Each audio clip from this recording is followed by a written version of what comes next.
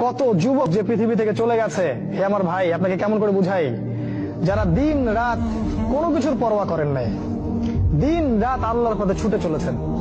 ওই খালিদ বিন ওয়ালিদ রাদিয়াল্লাহু আনহুকে দেখেন, তিনি মৃত্যু সজ্জায় বলেছিলেন যে আমি জাহাদতু কাযা ওয়া কাযা, আমি যে কতই না যুদ্ধ করেছি আল্লাহর পথে, আমার শরীরে এমন একটা দাগও নাই যেখানে মানে একটা জায়গাও বাকি নেই আমার শরীরের মধ্যে যেখানে কোনো তরবারির আঘাত নাই বা বর্ষার ছোঁয়া নাই।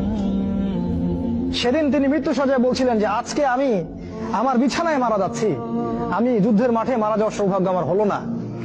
ফালা নামাত আইনুল জুবালা, তিনি বলেছিলেন যে কাপুরুষদের দু চোখ যেন কখনো না ঘুমায়। ওই দেখো যুবক তোমার আদর্শ।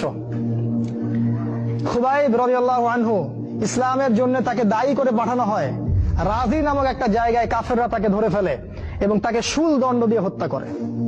খুবাইব রাদিয়াল্লাহু আনহুকে যখন শুল দেওয়া হচ্ছিল তিনি বলছিলেন, এই কবিতাটা ভালো করে পড়বা, রাইকুল মাকতুম বই আছে, লাস্তু উবালি হিনা উক্তালু মুসলিমান।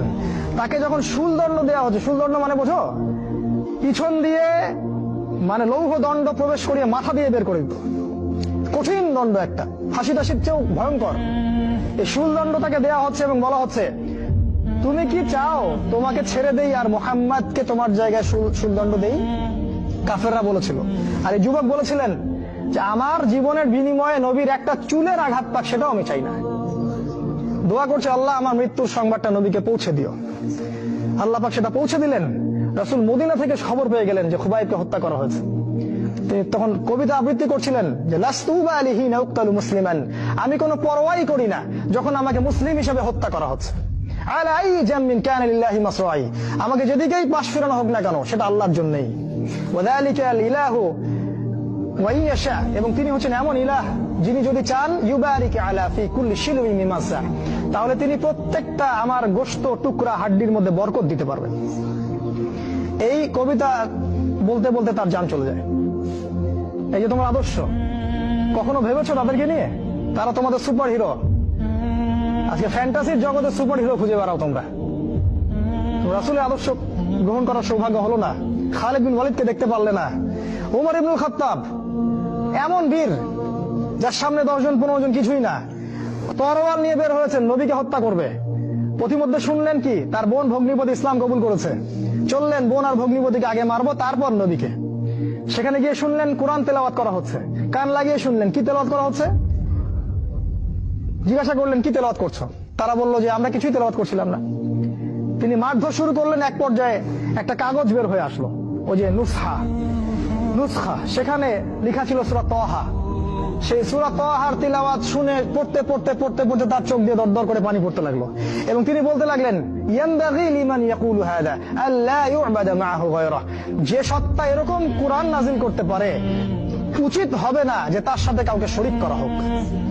বললেন শাহিদতু আল্লা ইলাহা ইল্লাল্লাহ ওয়া আন্না মুহাম্মাদান রাসূলুল্লাহ, আমি সাক্ষ্য দিচ্ছি আল্লাহ ছাড়া কোনো মাবুদ নাই এবং মুহাম্মদ আল্লাহর রাসূল সাল্লাল্লাহু আলাইহি ওয়াসাল্লাম। খুযুনি ইলা রাসূলিল্লাহি ওয়া আসহাবিহি, আমাকে আল্লাহর রাসূল এবং সাহাবীদের কাছে নিয়ে চলো, আমি ইসলাম কবুল করব এখনই গিয়ে। সেখানে গিয়ে নবীকে বললেন ইয়া রাসূলুল্লাহ আমি জিতুকা উমিনু বিল্লাহি ওয়া রাসূলিহি, আমি আপনার কাছে এসেছি আল্লাহ এবং আপনার প্রতি ঈমানদার হয়েই এসেছি। ওয়াবিমা জিতা বিহি মিন ইনদিল্লাহ, আর আপনি আল্লাহর পক্ষ থেকে যা নিয়ে এসেছেন এই কোরআনের প্রতি ঈমানদার হয়েই আমি এসেছি এখানে। তিনি বললেন ওই সময় ওমর ইবনুল খাত্তাব যে ইয়া রাসূলুল্লাহ আমরা কি হকের উপর নাই? আলাসনা আলাল হক ওয়া লাইসু আলাল বাতিল, আমরা কি হকের উপর নাই? মুশরিকরা কি বাতিলের উপর নাই? তাহলে আমরা কেন গোপনে গোপনে ইসলামের দাওয়াত দিব? আজকে থেকে প্রকাশ্যে ইসলামের দাওয়াত দিব। তখন থেকে ইসলাম প্রকাশ্যে দাওয়াত পেয়েছে, তার আগে পায়নি। তুমি ওমর হতে পারো না?